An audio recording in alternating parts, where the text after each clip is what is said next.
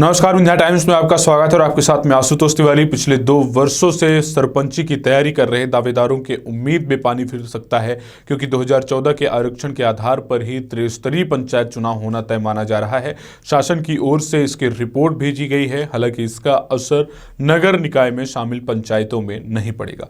त्रिस्तरीय पंचायत चुनाव की तैयारी लगभग हो चुकी है। चुनाव का ऐलान भी जल्द ही शुरू हो सकता है, लेकिन सरकार द्वारा 2014 के पुराने आरक्षण की स्वीकृति देकर 2 साल से चुनाव की तैयारी कर रहे दावेदारों के ख्वाबों पर पानी फेर दिया है। पूर्व में जिस वर्ग के लिए जो पंचायत या वार्ड आरक्षित किए गए थे, वह 2021 के पंचायत चुनाव के लिए भी आरक्षित रहेंगे। ऐसी दशा में अनारक्षित वर्ग में तो सभी वर्गों के दावेदार चुनाव मैदान में उतर सकेंगे, लेकिन सामान्य वर्ग के लोगों को मायूस रहना पड़ेगा।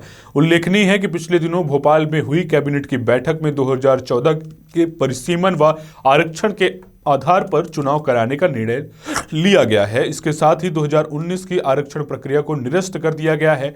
इससे साफ जाहिर है कि अब चुनाव कमलनाथ सरकार द्वारा वर्ष 2019 में कराए गए परिसीमन व आरक्षण के तहत नहीं, बल्कि 7 साल पुराने आरक्षण प्रक्रिया के आधार पर ही चुनाव कराया जाएगा।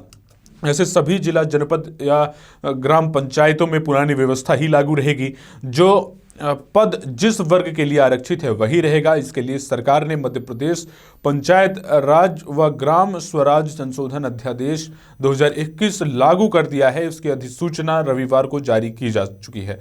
ज्ञात हो कि वर्ष 2019 के आरक्षण में कई ऐसी पंचायतें थीं जो 15 से 20 साल बाद सामान्य हुई थी।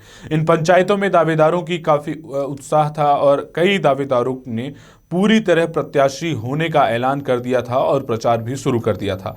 यही हाल पिछड़ा वर्ग व अजजा के लिए भी है और 2019 में एक 2 महीने तेज जनसंपर्क अभियान चला था, लेकिन कोरोना के कारण कार्यक्रम स्थगित होने के कारण लोग ठंडे पड़ गए थे। अब चुनाव की आहट से उन्हें चुनाव लड़ने की आस जगी थी, लेकिन अब सरकार द्वारा पुराने आरक्षण प्रक्रिया के तहत चुनाव कराने का आदेश देकर इन दावेदारों के उत्साह में पानी पड़ गया है।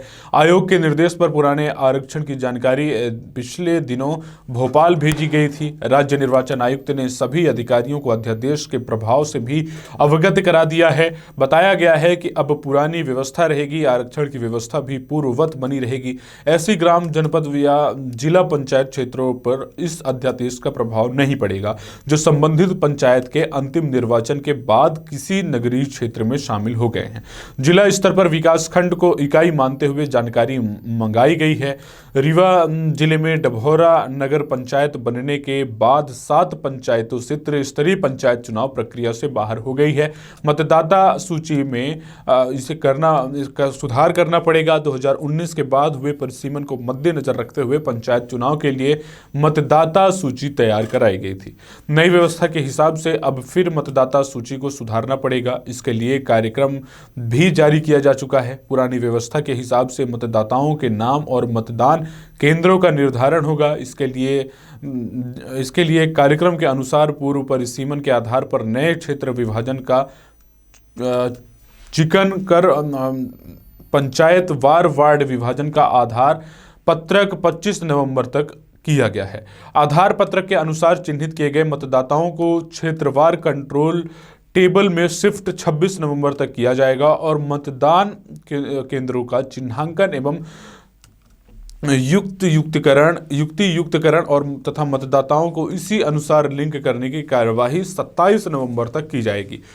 त्रुटियों के सुधार के लिए एकीकरण कर फोटो रहित और फोटो युक्त प्रारूप मतदाता सूची जनरेट करने की कार्यवाही 23 नवंबर तक की जाएगी। फोटो युक्त प्रारूप मतदाता सूची का ग्राम पंचायत एवं अन्य स्थानों पर सार्वजनिक प्रकाशन कराने के लिए कार्यवाही 28 एवं 29 नवंबर को की जाएगी। प्राधिकृत कर्मचारी द्वारा मतदाताओं के परिसीमन के आधार पर यथास्थान शिफ्ट करने की कार्यवाही पर दावे आपत्ति प्राप्त करने की कार्यवाही 29 नवंबर से 3 दिसंबर को दोपहर 3 बजे तक की जाएगी। दावा आपत्ति आवेदन पत्रों के निराकरण की कार्यवाही 4 दिसंबर तक की जाएगी। फोटोयुक्त अंतिम मतदाता सूची का ग्राम पंचायत तथा अन्य स्थानों पर सार्वजनिक प्रकाशन 6 दिसंबर तक किया जाएगा।